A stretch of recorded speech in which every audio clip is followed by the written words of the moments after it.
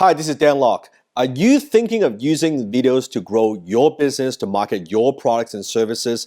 Maybe you're looking for ways to gain more subscribers and gain more views. Or maybe you're kind of on the fence and you want to try video marketing but not sure how to get started. What you're about to see is a special exclusive workshop that I've conducted with some of my superstar mentees. Now, these are the exact strategies that I have used to grow my channel to hundreds of subscribers, to thousands of subscribers, to tens of thousands of subscribers, to now hundreds of thousands of subscribers. So these are very proven strategies. And this is only one video of the entire series. So make sure you click on that I button and click on the playlist. Check that out so you don't miss the before and after, and watch the entire playlist. Now, if this is the first time you watch my video and you wonder who is this Dan Locke guy, click on the subscribe button below and make sure you subscribe to my channel.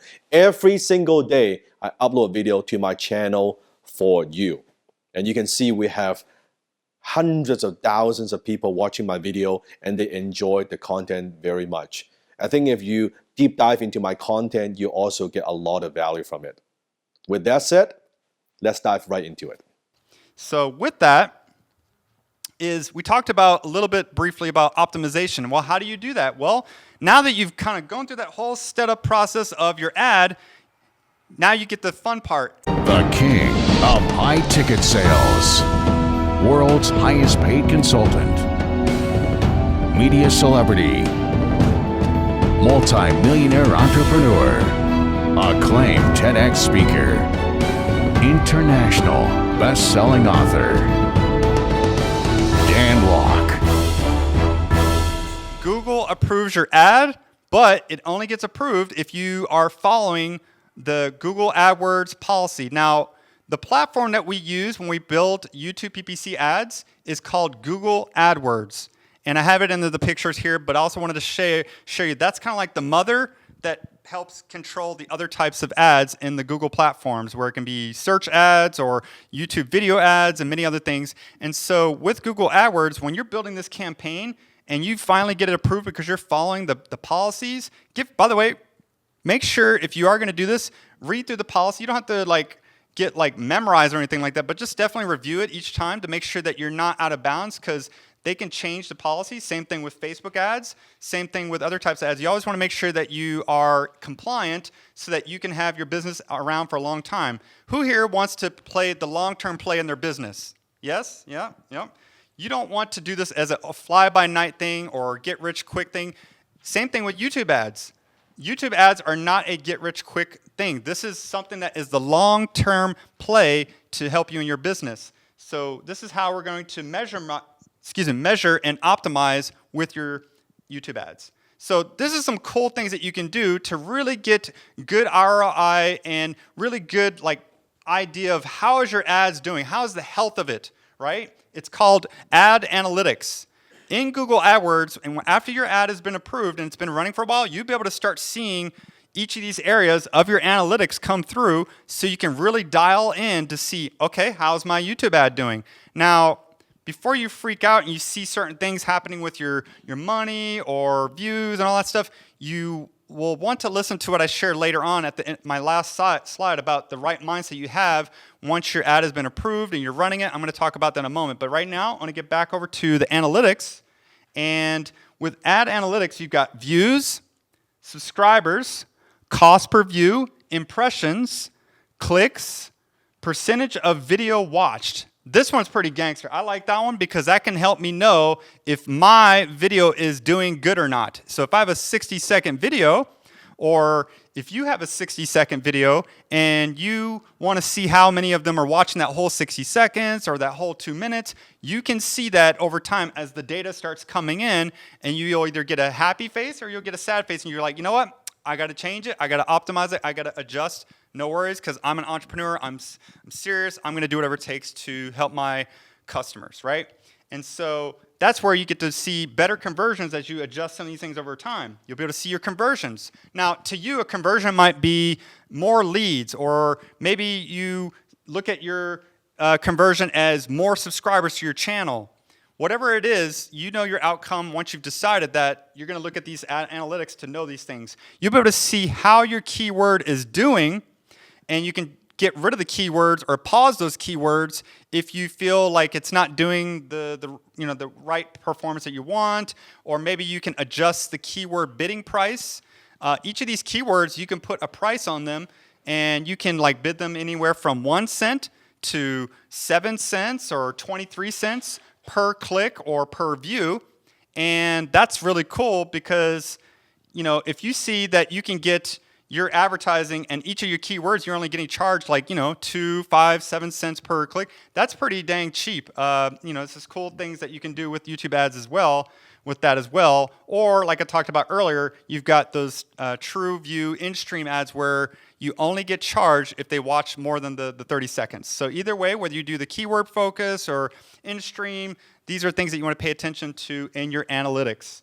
Now, which age groups are responding? We talked about the age groups, or if you pick all of them in the beginning because you're just not sure, because you got like a more broad type of service where you want to reach out to different people, you can start out with that and you can see which of them are responding, which ones are doing things. You can uncheck mark those ones that are not doing anything, those age groups or countries or cities. So, for example, if I'm a coach and I only want to have my people that are local in Vancouver, I would pick Vancouver and then surrounding cities or towns around Vancouver of the areas that I want as my ideal clients. I'm not going to pick New Zealand, Philippines, Japan, Europe, because I want all my clients just in Vancouver. You can get really like Google Maps level stuff with this. It's pretty gangster and ninja here, okay? You can get like right on like somebody's address almost if you really wanted to, and just target one person if you wanted to.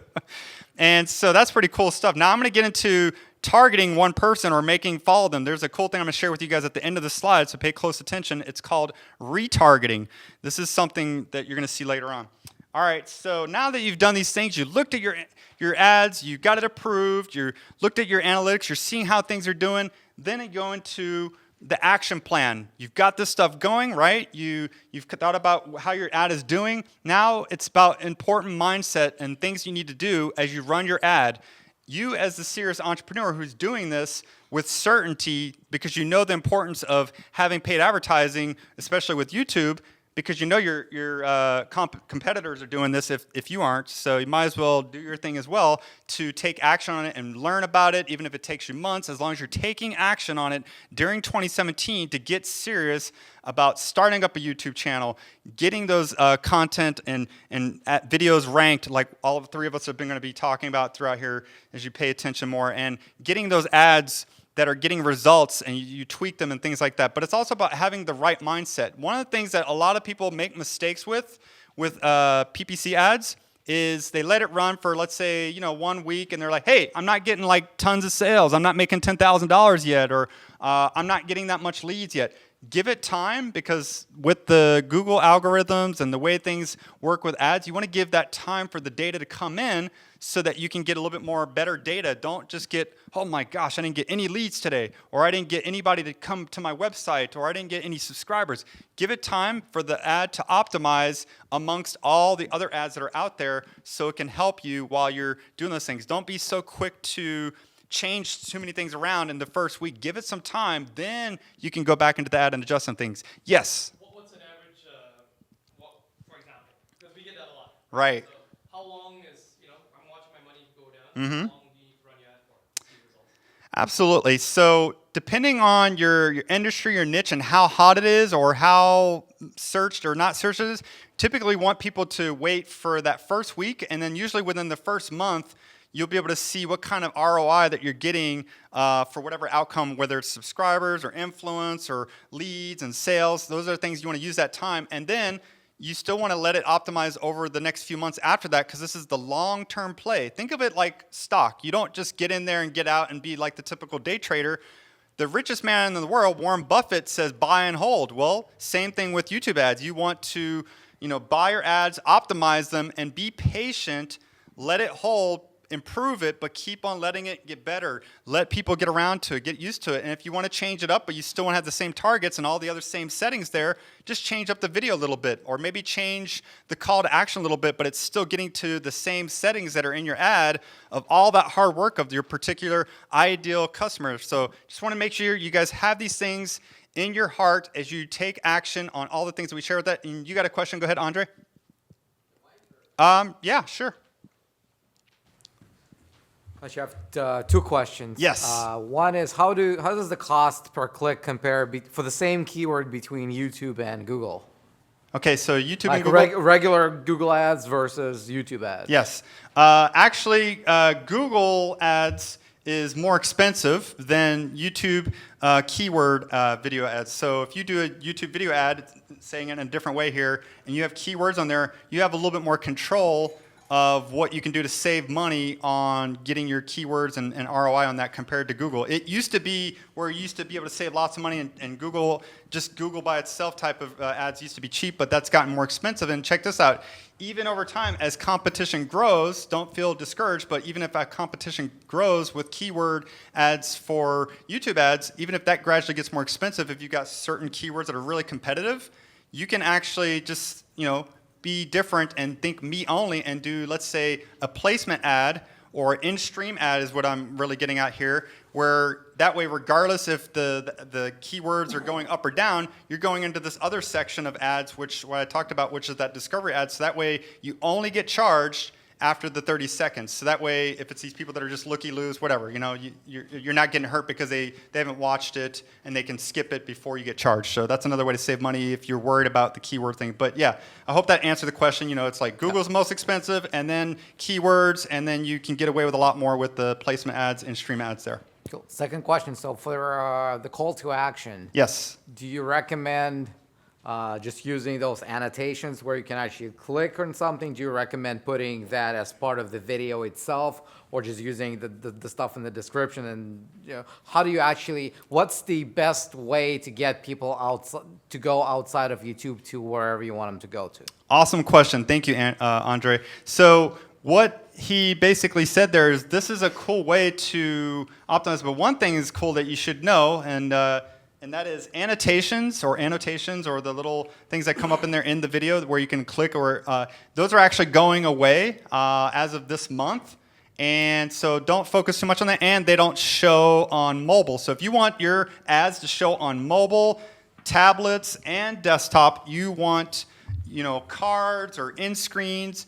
In your video, you want stuff in your description.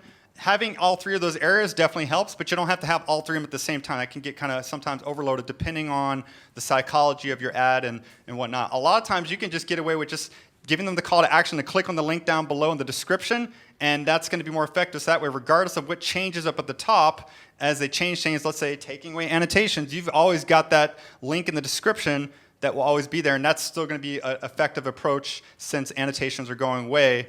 And you can also have your subscribe button, if you're wanting to get subscribers, for example, come up closer to the end of the end screen.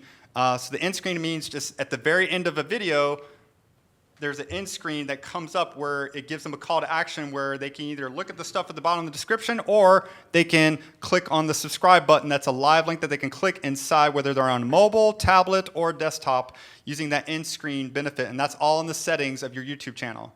You can do this on advertising paid side, or you can do it on the free side using end screen. So I hope that helps. Cool. Thank you. Yeah, you're welcome. All right, so this is the end of my presentation for paid advertising.